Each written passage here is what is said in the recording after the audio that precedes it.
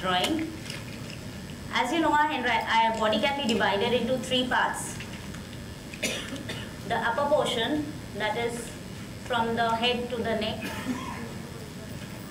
The middle portion, that is from the shoulder to the waist. And then the lower portion from the waist to the feet. Similarly, let me use the word fatherly.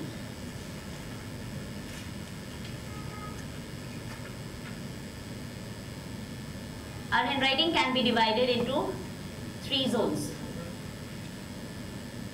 Okay? The upper part reflects the upper zone. Then the middle portion is nothing but the middle zone and the lower zone. Now very easy to correlate.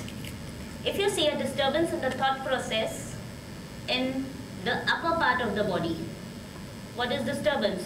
Maybe the writing is shaky, or suppose this is a normal F, maybe it is squeezed, any form of disfiguration.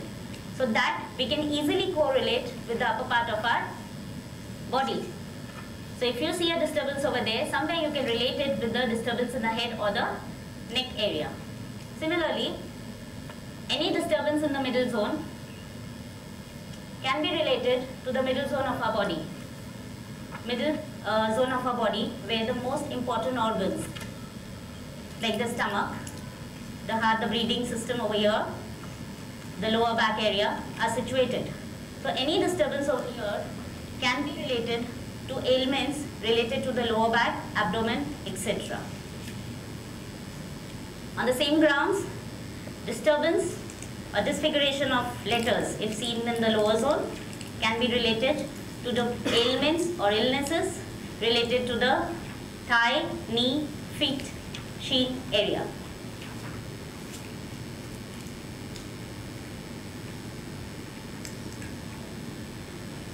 Now, I would like to make it very clear over here that we do not point out one trait.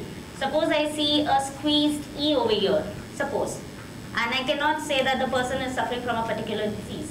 No. Whenever we are talking about an ailment, it is not just one trait. We use trait stacking.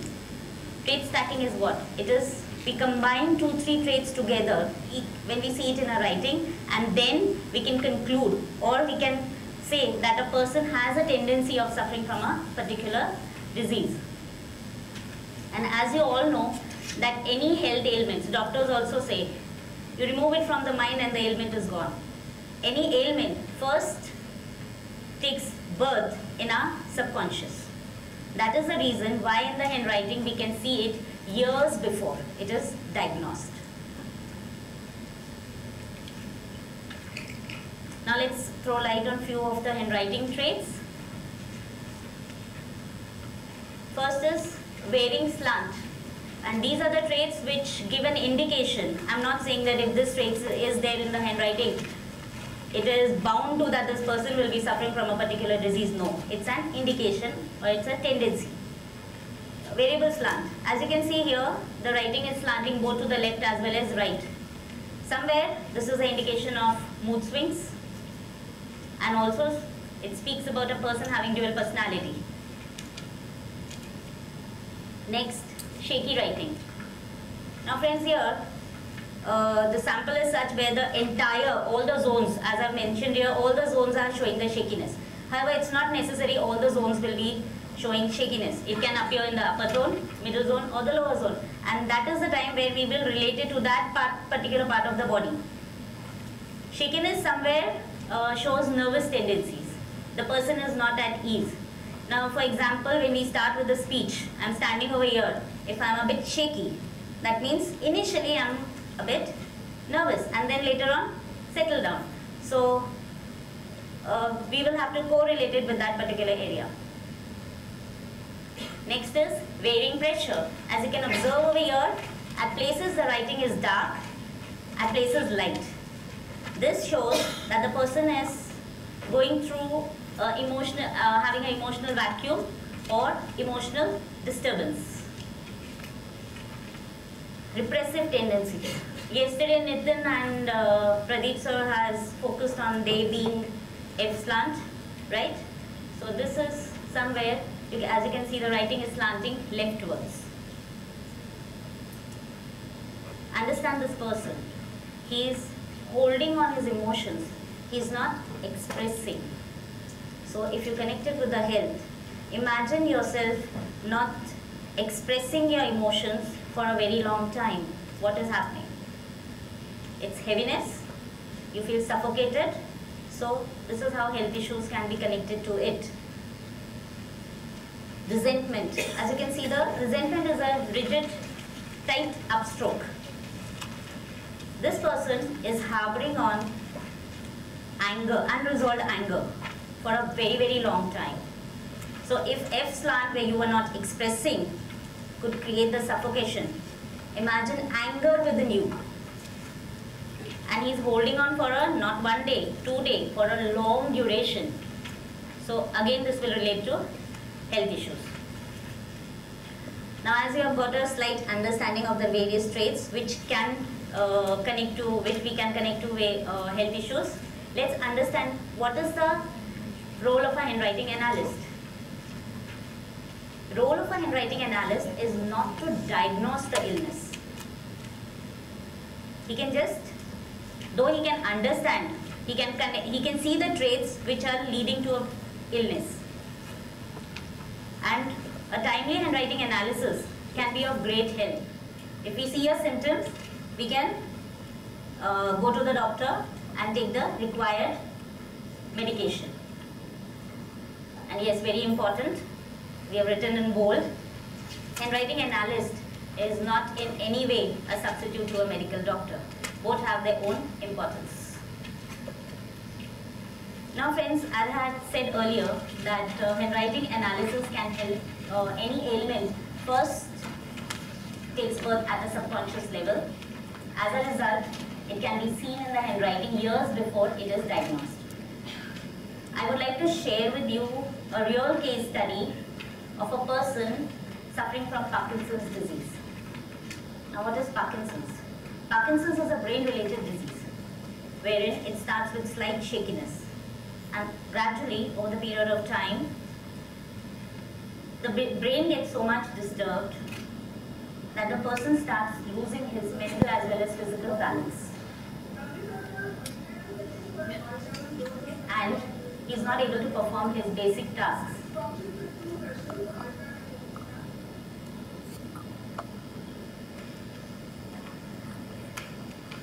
Let me show you a few tendencies before moving on to this slide. Few symptoms of Parkinson's disease. Tiny writing. Tiny writing is, as I said, a person who is more introvert. He is very intelligent. However, needs care. Needs to be handled with care, with compassion. Second, okay, let's not get distracted by the slide. Second is shaky writing. I have already explained with you shaky writing.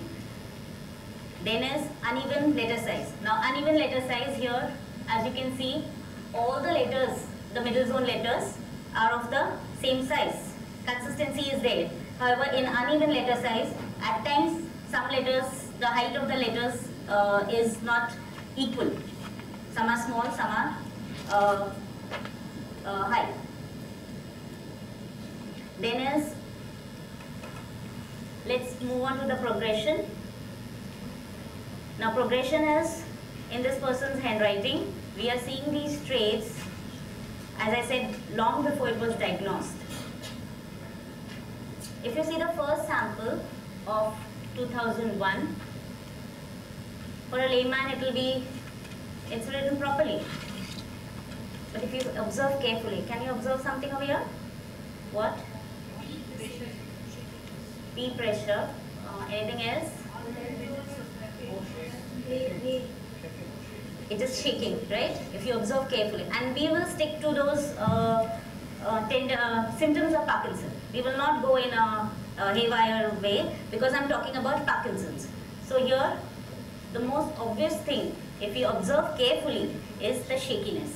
So this person had started experiencing that shakiness. However, it was not that continuously his hand was shaking or his body was shaking at intervals. So slight shakiness is observed. If you move on to the next sample of 2003, the shakiness has increased.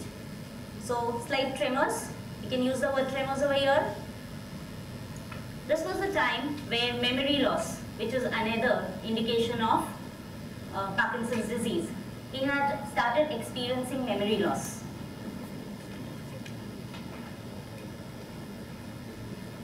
In the sample of February 2004, shakiness has, now I'm calling it tremors, real tremors.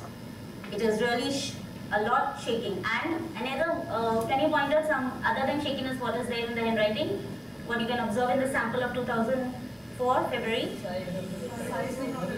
Sizing, the middle zone variation, right? Then, moving ahead. So here, I would like to say about February 2004, he had started losing his mental as well as physical balance. And I would like to say that tiny writer is a person who is very intelligent. His concentration level is very high and they are very sensitive. So I said they should be held or taken care of very compassionately. So here this person, because I've seen this person very closely, his entire body was shaking and he was more of he wanted to do his work perfectly. When he was holding the pen, it was shivering and he was unable to write or perform his tasks. Basic tasks like eating or brushing his teeth. He was becoming dependent on others and that was not acceptable. As a result, his confidence level was dripping.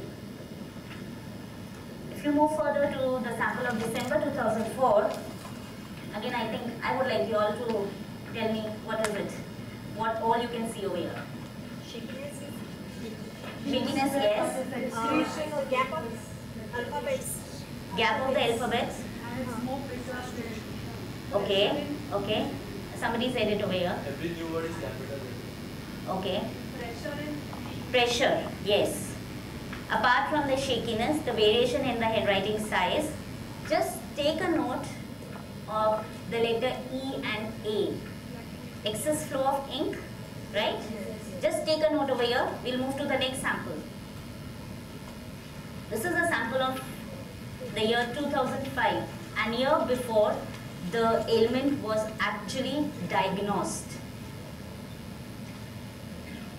There, the extra flow of ink or the handwriting pressure variation wasn't just two letters. So that was at intervals. Here it is. All the words you can see over here, all the letters are having extra flow of ink. I would like to explain to you what this person, just try to understand what this person was going through. He's holding the pen, right? And I said his grip was becoming weak. He's trying to write. Just try to step into that person's shoes. He's writing and his hand, he's facing tremors, right? When he's writing, this pen is touching the paper. What is happening? Extra flow of ink. And he was finding it very difficult to move from one letter to the other. Every letter in the handwriting, he was spending some time. So slowness in the writing is another symptom of Parkinson. This is how the writing was becoming slow. He was not originally a slow writer. However, spending a lot of time on one letter was making him slow in the handwriting. Right? So these were the 4 symptoms. Just symptoms I'm telling: shakiness, uneven handwriting pressure, variation in the uneven handwriting size, and also slow writing. So, friends, I would like to share with you over here, apart from the strokes, I have known this person very closely. Not a blood relation, however a father figure to me. When I'm explaining to you, the image of this person is actually flashing in front of my eyes. his disease was diagnosed in the year 2006. I know him from year 2007 onwards till his last breath. He's no more. He's no more with us. He has expired last year in the month of December 2014. I'm getting emotional a bit. As I said, though not a blood relation, but I have seen him very closely. I have seen the pain he has gone through. I have seen those tremors. I have seen an intelligent person losing his balance just normally when he was speaking, walking. People had to hold him. He used to slip. It was a very painful moment. This somewhere, as I said, my real motivation was kids. This was my second motivation to move or to go into the depth of the science of graphology. I wanted to know, I often spoke to my mentor, Mr. Pradeep Kriplani, sir, can we really see, I want to study the science more in depth. I want to see the symptoms. I want to save a person, though I'm not medically qualified. I'm not a doctor. However, just symptoms if we can find out. I don't want a person to reach this stage. Being a graphologist, being a graphotherapist, I'm in a condition where I can, to some extent, I can help a person. Right? So this was my second motivation. Now also is a motivation to help people. When I see the samples of my parents, my near and dear ones, I want to see, yes, they are healthy. And writing does help you. Graphotherapy plays a very important role over there. The graphotherapy, we can program the thought processes, the thoughts which have gone haywire, we can bring them in the proper place and we can reprogram the mind positively. Anyway, before I get more emotional, let's move further. I would like to share with you a few more samples of Parkinson's disease. You'll see the same qualities or the symptoms over here, that is small handwriting size, tiny writing, and shaky writing, variable pen pressure. Now, friends, I feel sharing all this with you, handwriting is a genuine tool. Our handwriting is a genuine tool which helps us to monitor our thought processes. It's the most genuine tool. And believe me, a timely handwriting analysis and graphotherapy can be of great help. One more thing I would like to share about the same person whose handwriting sample I had shared. Whenever I went to his house, a father figure, as I said, knowing unknowingly, being a compassionate person myself, I often ran my hand over his head. He used to just sit. He wanted that coziness. And being a daughter, I used to give that to him. I used to touch his cheeks. I gave him that touch sense. And you know what did I see? I saw the twinkle in the eye and another thing in eye, tears rolled down. He wanted that. At that age. He was what, 70? He was 71. And I could give that to him.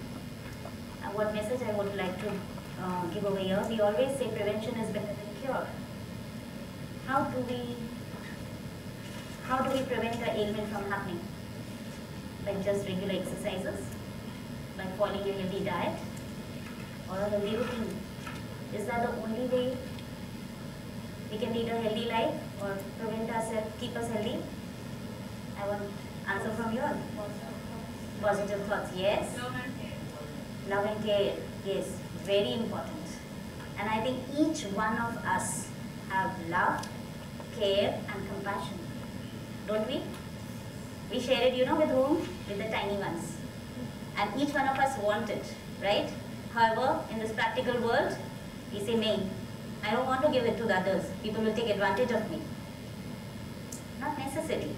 There are people in this world who are genuine. Yesterday, I think Pradeep sir, you said, dene se badta hai, give, and you'll get in abundance. 3 magical words: love, care, and compassion. Not just for others. First, love yourself. First, give yourself compassion. Handle yourself with care. And see the energy that will be within you. And then pass it on to the others. Not just the tiny ones. They are themselves full of energy. Take it from them and give it to the elders. They need it. We practice. We have to practice in renovation.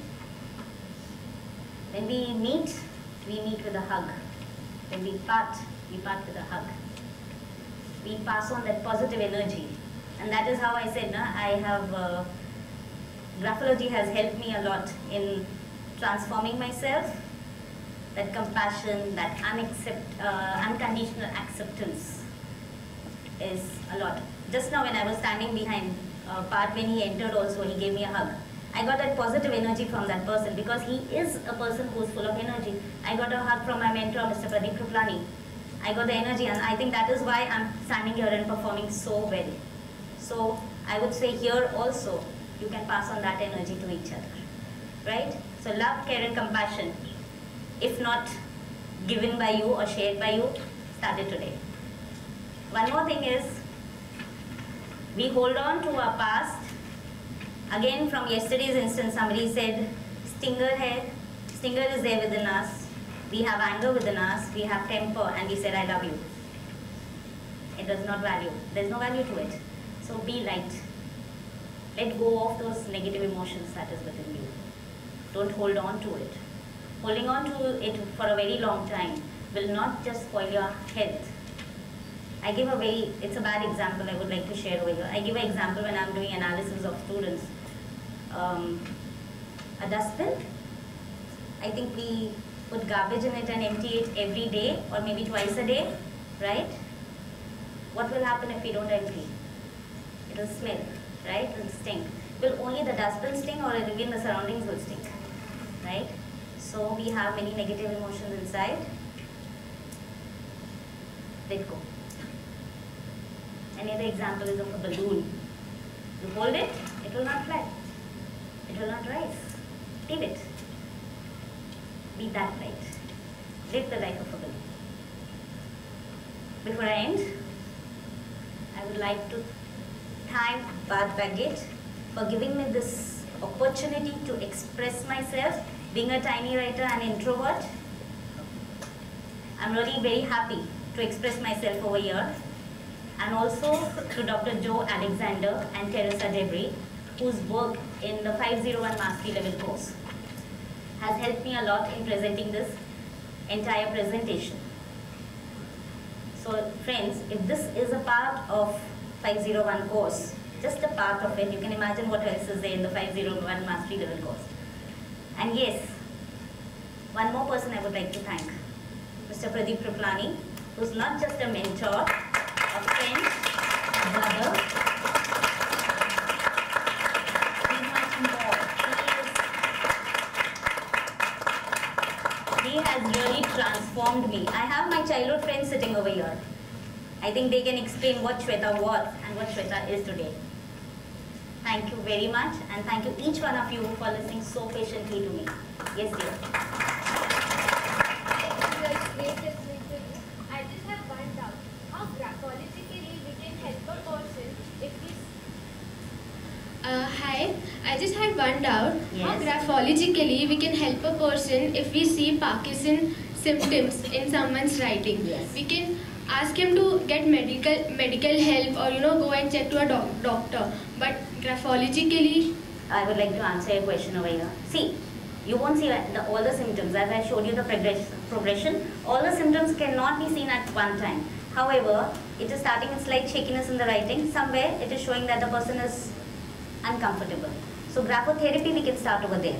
And if you see it over a period of time, other symptoms also come, and then we will guide him to the basically we need to keep a check after every few months about that person's Monitoring writing. our handwriting from time to time is of great help. Okay. So keep writing. Yeah. Thank you. Right? Thank you.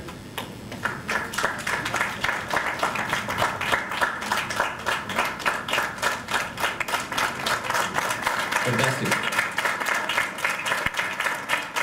Shweta ma'am, you rocked. No doubt about it. And we really inspired